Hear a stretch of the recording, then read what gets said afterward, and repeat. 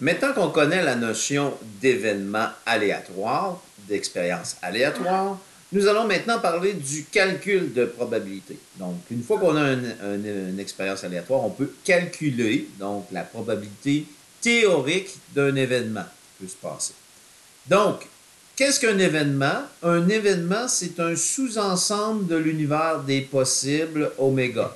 Donc, par exemple, si je dis lancer un dé à 6 faces, ben, obtenir un 1, obtenir le 1 sur le dé, c'est un événement dans l'expérience lancer un dé à 6 faces. Donc, on utilise généralement une lettre majuscule pour représenter un événement.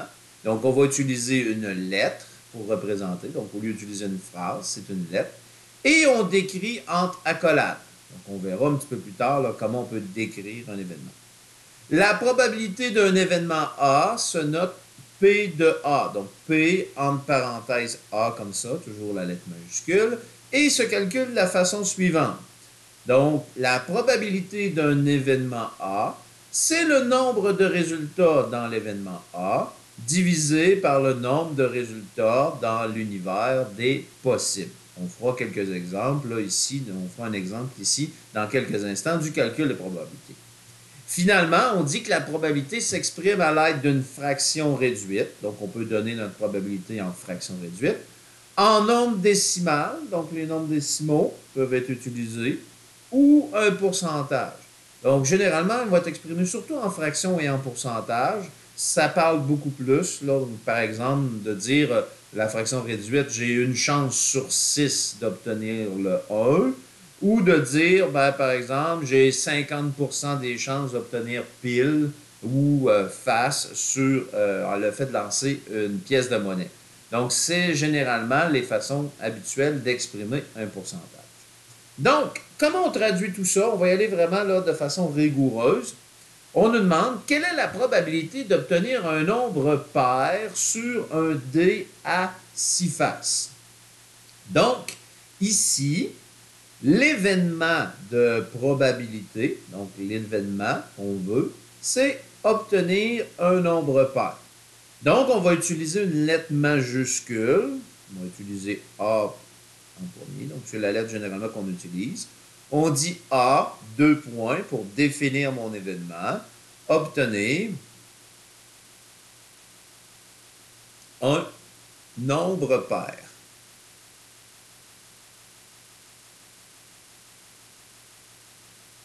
Comme ceci.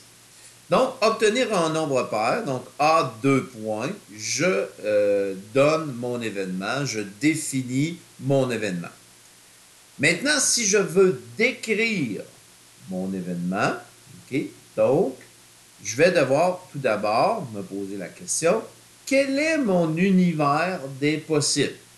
Donc, l'univers des possibles, je le représente par oméga. J'écris égal. Et pour décrire le contenu d'oméga, j'ouvre mon accolade. Puis je dis, bon, 1, 2, 3, 4, 5, 6. Donc, ça, c'est mon univers des possibles. Maintenant, l'événement A, c'est un sous-ensemble de l'univers des possibles. C'est une partie de l'univers des possibles. Donc, je vais le décrire comment? Qu'est-ce qui est un nombre pair dans mon univers des possibles?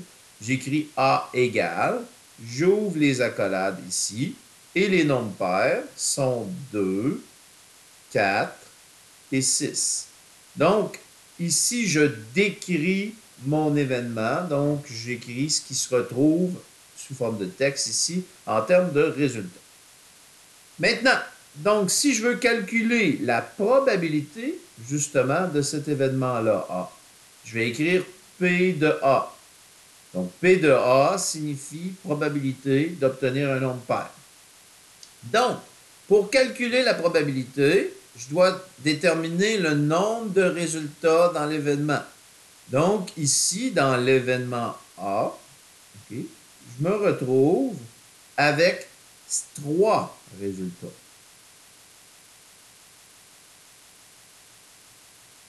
Donc, c'est pour ça que j'ai 3 sur mon nombre de résultats dans oméga. Donc, combien j'ai de résultats dans oméga ici? J'en ai 6 résultats. Résultats.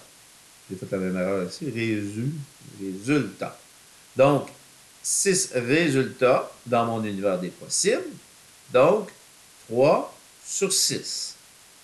On exprime notre réponse à l'aide d'une fraction réduite. Donc, 3 sixièmes se simplifie par 3 au numérateur ou au dénominateur. Donc, divisé par 3, ça donne 1. Divisé par 3, ça donne 2. Donc, je peux exprimer ma réponse sous forme de fraction réduite. Ou je peux donner aussi ma réponse sous forme de nombre décimal.